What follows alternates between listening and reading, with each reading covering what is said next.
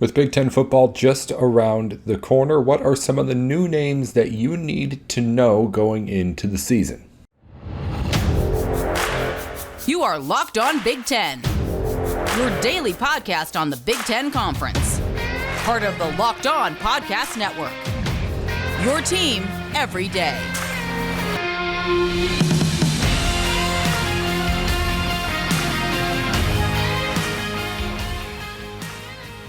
You're listening to Locked On Big Ten, everything you need to know about the conference every single day. And we welcome back in John Garcia Jr. Recruiting at Sports Illustrated is his game. He's all over everything that you need to know on the football field as far as future players. And as we'll get into here with John today, some of the new faces that we're going to see around the Big Ten, both some incoming freshmen who could make an impact, but obviously the bigger thing to look at is the transfers and new faces from other schools who will be on the field for Big Ten teams here this fall. We'll get into all of that, of course. Thanks to John for coming on, and thank you to LinkedIn Jobs for being the official college football recruiting sponsor across the Locked On College Network. LinkedIn Jobs helps you find candidates you want to talk to faster. Post your job for free at linkedin.com/lockedoncollege. Terms and conditions, as always, apply. John, it's good to have you back here on the show. We're less than a month away now from college football, so it's time to start to get into less of the hypotheticals of the recruiting season, and I want to talk some more about what's going to be actually on the field this fall for Big Ten football teams. Again, less than a month away. What are you looking at when you look at the Big Ten right now, just as a whole as we get into this season? I mean, we've gone over where teams are at overall, but I just kind of want to get another recap from you. Where do you see these Big Ten teams and how they stack up with the rest of the nation? Oh, I think they're right in the mix, right at the top, really. I think the expectation is that the SEC will be the best conference, and I think that's probably true at the very top. Alabama, Georgia, or maybe you say Georgia first because they're coming off of the Natty. Certainly, two of the best teams in the country, but I think thereafter there's a whole lot of question marks down in SEC country. So I think stability-wise and depth-wise, you can make the argument that the Big Ten is better top to bottom going into this season. I think there's less drama. All 14 coaches came back, so that certainly helps to minimize the drama. There's still some big positional battles going on, at some of the quarterback spots, et cetera. But at least there's somewhat of a continuity and a stability factor that the Big Ten, will enjoy going into this season. So I think, the contenders are the same guys, right? The same schools we always talk about. Ohio State's expectations should be through the roof. That offense should be arguably the most prolific in the country, not only in the conference, but certainly in the country. Obviously, Michigan is following up a historic playoff run, and they've dealt with probably, I would say, the most transition, at least from where I sit, having had so much success last year. How does that play out going forward? Although you do return considerable talent up in Ann Arbor. Michigan State was kind of the spoiler. Penn State is always in that conversation as well. So I think at the very top, it's pretty darn strong. You can never overlook Wisconsin or Iowa in my eyes, especially when it comes to, defensive football and or when the calendar pushes closer to the holiday season. So I love the depth of the Big Ten and the variance there. And I think there's some room beyond the teams that I've named that are going to be sneaky, some teams and players that have some juice, as they say. I think Maryland's offense should be fun with Tagovailoa and Mike Locksley returning for another year. They might need to score it every time out, based on some of their defensive stats from last year, but I think they can play spoiler and really do some damage deeper into this season. So I do think that there's a whole lot of fun to expect from the conference, I would say as a whole, but especially at the top. Those top 4 or 5 programs are going to, one, knock each other down in the rankings because they have to play each other. And then, of course, 1 or 2 will emerge as the primary schools. And that conversation, kind of feeling old school here, nostalgic, feels like Ohio State and Michigan, at least at the forefront of the conversation. But those other schools, Michigan State, Penn State, are going to be right there as well. I agree. We want to talk about here today the new faces that we're going to see on the field in the Big Ten, whether that's guys coming in from other schools or just freshmen who are going to be able to make an impact. And I want to start with some of those schools over on the east side of the conference that you listed in a row there. The Michigan Wolverines at first. The conversation, at least lately on the show with Michigan, has been, yes, we agree that aside from Ohio State, this team can recruit as good as any other team in the conference year in and year out. So as far as the holes that are there, you believe that there's talent to fill them. But there's also been a kind of agreement that the pieces Michigan lost were kind of just more than even NFL talented players. Those were bigger than that, especially with like the leadership that was there with Aiden Hutchinson, David Ajabo. Those are guys that you lose and are not just big holes to fill, but are like top in the country in Hutchinson's case, kind of talents to try and replace. Where are you at with how Michigan tries to at least fix what, again, is a huge hole on that defensive side of the ball? Well, yeah, you lost a whole lot of production on the edge in particular. So I wonder if they'll go to a more conventional look to try to combat that, because it's hard. It was hard to take either of those guys off the field. So I think Michigan could project a little bit bigger up front without having to play both of those guys. A little bit more stout against the run on the front end of the process there. They brought in some transfer help. I believe multiple D linemen. Cam Good comes to mind as one of the best that they brought in coming from down here in the state of Florida at UCF. So I think, that's the first step there. Maybe you play a little bit more forward facing, play a little bit of bigger ball on the front end, but they've also got some dynamic freshmen coming in both at the pass rusher spot and throughout the defense. My brain for Michigan recruiting last year just always kind of goes to Will Johnson, the defensive back. I think he is arguably, the most talented DB that they've brought in a very, very long time. Big, physical, fast. I think you can move him around and help to compensate for maybe a lack of being the same in 2022 as you were in 2021. So maybe the strength of that unit shifts backwards towards the back seven as opposed to that pass rush in Ann Arbor. Both important, both obviously help the other units. So you wonder how much that can help mask the loss of Ajabo and certainly Hutchinson up front. But yeah, I think it's going to be a totally different defense at Michigan, new coordinator on top of it. So it could profile totally differently from a schematic standpoint as well. So that will be one of maybe the biggest question mark for the Wolverines this season. Just how does this new defense gel, and how does the new personnel mold into that? Because you don't have a whole lot of time to build up, like we used to talk about in college football, where you play some directional schools and you build up the confidence before conference play. It seems like every year it's starting sooner and sooner. Penn State's done a good enough job recruiting in the last few years. Are we at a point now where we're going to start to see them be able to put some of those talented players actually on the field as they get into those veteran years? 100%. I think a lot of those players have waited their turn, and then there's still going to be another group, coming in, from the freshman perspective.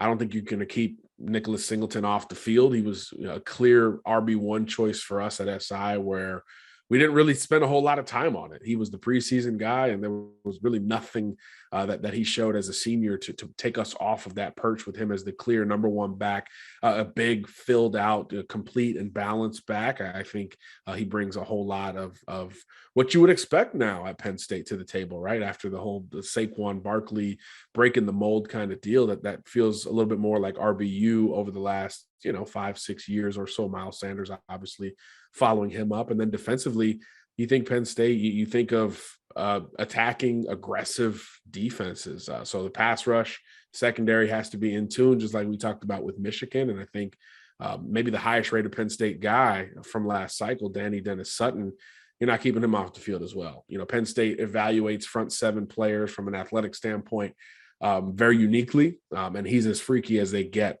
from a height, weight, athletic testing standpoint. So I think he's going to be able to get after the passer relatively quickly up there in Happy Valley. So yeah, there'll be some new faces for sure at Penn State, even though Sean Clifford's going into year 26 as the starting quarterback. You mentioned Singleton. Is he somebody who can, you think, really be able to turn around that Penn State offense, or maybe even not turn around, but give it the kind of, consistency that it's been lacking? I do. Obviously with Clifford coming back, you expect the passing game to at least be consistent. Whether it's explosive and all that, TBD. I think some young receivers have to step up there, but you need the balance to present to a defense, and Singleton gives you that true 3-down ability out of the backfield. He can absolutely run between the tackles, very comfortable in space, and he's an efficient receiver out of the backfield as well. So I think he could provide some, margin shortening stuff for that offense and allow them to be a little bit more dependent on the tailback, which has kind of been the formula, right? I mean, they've had some gritty quarterbacks, some experienced quarterbacks at Penn State, but it feels like when they're at their best, they're able to tote the rock and really build around that featured position. Michigan State, if we're talking transfers, it's foolish to not talk about the Spartans first. We had Matt Sheehan on yesterday to kind of discuss a little bit about this too, as there were some Big Ten coaches in what it was the Athlon's Anonymous Coaches Quotes article that they put out saying stuff about how Michigan State relies on that transfer portal. But if you're looking at what Michigan State was, the agreement was, at least on the show here, that at the very least, if you're criticizing it, you're criticizing something that hasn't stopped working yet. So I guess that's the question is, can all of these transfers come in and continue to make this Michigan State team and Mel Tucker look a lot better? Nate, this is a talent acquisition business. It gets to the, when we talk about that and then we start going the moral route and all that stuff, yeah, it can get a little bit blurry, but at the end of the day, it's about accumulating talent. And Michigan State, yeah, they may be relying a little bit more on the portal compared to others, but when you're bringing in probably the best pound for pound transfer class, this is now 2 years in a row, it gets hard to argue against because of the success we see with a lot of those guys immediately up in East Lansing. And I think, the entire running back room has been overhauled again through the portal. You got the Thunder and Lightning with Jalen Berger and Jarek Broussard coming in to replace, of course, Kenneth Walker III. And then defensively, you brought in some premium position guys. Chris Bogle is an instant impact, weak side pass rusher, electric first step for the South Florida native. I love Aaron Bruhl from Mississippi State, another MSU to MSU transfer there. Big physical downhill SEC linebacker with a ton of experience. So you're bringing in players that have talent, but also that experience that's really invaluable in terms of trying to flip the switch towards their new scheme, their new coaches, the new personnel, and naturally guys who are 19, 20, 21 years old have a better chance of assimilating immediately compared to that 18-year-old that's straight out of high school. But look, MSU signed a pretty nice high school class as well. I like the quarterback, Caden Hauser. I think the receiver, Journey Bernard, is going to be one of these classic cold weather, big boundary wide receivers that you need when you get into the thick of conference play. So, they're not just relying on the portal, but certainly they'll fill some needs immediately through that avenue. And we see that everywhere. I mean, Alabama went and pulled starters from Georgia through the portal and Georgia Tech and LSU. So even the teams that have the number 1, 2, 3 recruiting classes from the high school perspective, they're still supplementing through the portal. So I do think, although there's some shade being thrown by these other coaches, this is something that's really not going to go away, especially if it works like it has at MSU. You mentioned, has Michigan State won this twice in a row as far as the portal game goes and getting people in here? You said best pound for pound class out there. It's obvious they've been doing the most in the Big Ten, but is it really out there that they've been doing it better than anybody else? I think from a volume perspective, not as much as other schools. Believe it or not, some of these SEC schools had like 15 transfers. LSU, Ole Miss come to mind right off the top. I think USC out in the Pac-12 had close to 20. So a lot of teams have overhauled the roster, particularly through coaching changes via the portal. But I think the pound for pound quality that at MSU is able to stack up with anybody's. And if you look at the Big Ten transfer classes, I really like what Nebraska did. They'll probably have their quarterback through the portal, but also some other really key positions. O'Shawn Mathis, a great pass rusher as well. They brought in a couple Alabama guys defensively to overhaul that side of the football and try to get closer to the identity of what Nebraska, I guess, is supposed to be. But I do think that, quality-wise at certain positions, it just seems like Michigan State's just been able to do it. They had great transfer corners last year. They bring in a national champion in Amir Speed this year at corner. I mentioned the pass rusher, the linebackers, and the running backs, which is where we've seen so much success last year as well. So yeah, it's one of those, to me, where it's like, if it ain't broke, don't fix it. And if these players are available and want to play for Mel Tucker and feel galvanized by his own rise, then why not? They're going to be motivated, and they know their clock is ticking more than that high school recruit. So Michigan State is becoming known, profiled almost as, yeah, this is a great transfer destination, even though you probably didn't consider them out of high school. We'll continue along with John Garcia Jr. here on the show, talking about some of the new faces we're going to see in the Big Ten, transfers, new players out there who can make an impact this fall on the gridiron, some names that you just may not have heard before that you need to get familiar with. But first, our show today is brought to you in part by BetOnline. BetOnline is the place to go for any of your sports gambling information needs. You can go ahead and get information just on learning about this game if you're someone who wants to start getting into sports betting. If you want to know the latest news on like movements in lines and things like that, BetOnline has you covered. It's a one-stop shop for any of that sort of information that you need over at betonline.net, where the game starts. John, you mentioned a guy like Singleton, who's someone who can not only come in as a freshman and make an impact, but be someone who can help a team kind of turn things around if he does just exactly what you think he might be able to do. But you also mentioned he's like the top of the top, number one ranked running back on your lists at least. Are there any other players like that in the Big Ten who you think could be immediately on the field and doing that kind of a thing to that degree around the conference? Yeah, I'll go to two defensive players in the Big Ten. I think Xavier Wongpa at Iowa is as banner an in-state recruiting win as the Hawkeyes have had in a very long time. He's a scheme versatile player in that he's big enough to legitimately be a weak side linebacker right now. He's probably 225 pounds, but he came up as a safety. So I think if he profiles at that position, he could get on the field and maybe be your next Dane Belton, who was a guy who was kind of a hybrid coming out over the last few years, where you utilized him in coverage, but you also wanted him in the box to help solidify the run defense. I think Wongpa could maybe step in for Belton pretty much right away up in Iowa. And then I think, look, Ohio State, we don't talk about freshmen a lot there because they're so loaded on offense in particular, but of course, a lot of room defensively. And I think they brought in a couple of linebackers and CJ Hicks and Sonny Styles that can do some of those same hybrid versatile things. And look, that unit was not great the last couple years, really. Even the title run leading up to that Alabama title game, the linebacker unit just felt a step behind, whether it was in coverage with tight ends, coming down and supporting the run. It felt like that offense with Justin Fields had to bail them out a little bit. And of course, we saw that a lot with CJ Stroud last year. So while the offense's expectations are literally through the roof, I do think they need some modern space players on the defensive side of the ball. And both CJ Hicks and Styles bring you a lot of that with great length. CJ 6'3", Styles is like 6'4.5".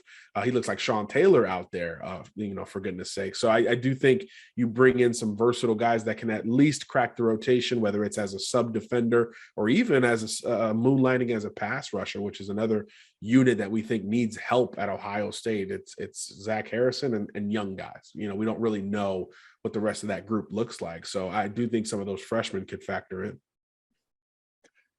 I want to talk about Nebraska a little bit more. It was said, I don't know if it was head coach Scott Frost who said it, but this is apparently Casey Thompson's job to lose at quarterback right now for the Cornhuskers. With that team having some expectations behind it, Thompson's a big part of that. Like, as far as transfer guys went, where did he stand when he was out there making his decision as far as what people thought about him? And other schools were trying to get him and things like that. Like, for the people who don't know anything about Casey Thompson yet, I'll be honest, I don't know a lot about Casey Thompson yet. What is this guy as a player?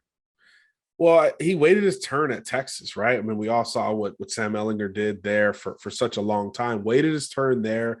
And then going into 2021, a true back and forth battle with Hudson Card. And it was neck and neck, just like it feels like now it is with Purdy. So he loses initially, but eventually gets his shot and really doesn't look back. Again, people laugh at Texas because, 5-7, they lost to Kansas, but that offense averaged a ton of yards, a ton of points via mostly throwing the football. And Casey was a big part of that, had some huge games at times, and utilized both his arm and his legs in the process. I did think he pressed a little bit too much. You almost felt like that entire Texas offense, and I guess we could say this over the last 10 years, they almost felt pressure like, hey, we got to go score every time. Just like, CJ Stroud in Ohio State last year.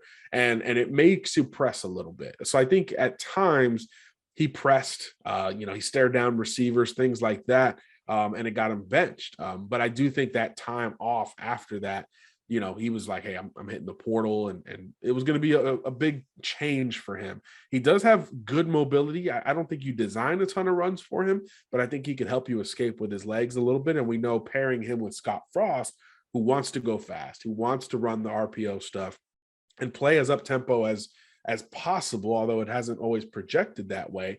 I do think there's a schematic fit there with him more so than Purdy, who transferred in from Florida State. So I think the combination of the schematic fit, the experience that he never really got to show until last year, and the maturity. This is a kid who's 4+ years removed from high school at this point. You're bringing in a grown man to run your offense, and he kind of knows this is it. This is the last chance, just like I think Scott Frost probably feels like this is kind of back against the wall territory. So I think in that regard, it's a really nice fit. And yeah, if he's already starting to call it in early August, it probably tells you that Casey Thompson has a bit of a wider margin, because we know coaches are always conservative when it comes to naming their QB1. And a lot of them want to take it into the season, especially if the initial opponent or two aren't within the conference or a marquee national type of game. So I think this is, kind of pairing with your coach for a back against the wall revenge tour. We fit each other kind of vibes. And if it works out, both will look like geniuses. And if it doesn't, it'll kind of, just be the last flicker of this part of their football lives. I'm interested to see how Thompson works out, if he's out there and if he's clearly winning this quarterback battle right now, like apparently he may be. I'm getting even more interested as we start to lead up to the season as well. John, before we let you go, I want to get to the bottom of the conference, because when you're talking about freshmen, when you're talking about new guys coming in, just as important for that teams that are trying to rebuild. I think we've kind of signaled out here on the show that we're looking at like Indiana, Northwestern, Illinois are the three teams that probably have the least to be excited about as far as this actual season goes. We're talking about, like, with goals with them, it's about more, the conversations about how you feel going forward than actually what the wins and losses are. So, like, who's most likely to feel good at the end of the season about where this incoming freshman class is at, or what the building is coming to with what you've seen in like just last recruiting classes and where teams are using that skills? I don't know what the sell was in particular with Indiana, but they got a bunch of transfers, over a dozen. And there's some interesting impact players within this group, Nate, that really intrigued me. Obviously, it starts at quarterback. Michael Penix is gone off to Washington. You bring in Connor Basilak from Missouri, who really showed some flashes, kind of like Texas, where the offense wasn't the issue at Mizzou over the last couple of years. So Connor wasn't one to necessarily blame for any downfalls over in the SEC East. So I think he's got some of the same kind of Casey Thompson value and path towards, hey, fresh start, good system that fits what I want to do. Then you think of some of these other players that they brought in. I love Sean Shivers, the small, diminutive running back coming from Auburn. He's like 5'7", but he's like 205 pounds and runs like he's 225. I mean, he's a big physical player from a compact standpoint, but he also has burners. He's a kick returner, track guy in high school, I believe, and early on in his SEC career as well. So a lot of revamped efforts on the offensive side for Indiana. And again, you kind of understand this is something that they need. And I think you brought in, some good receivers. Emory Simmons from North Carolina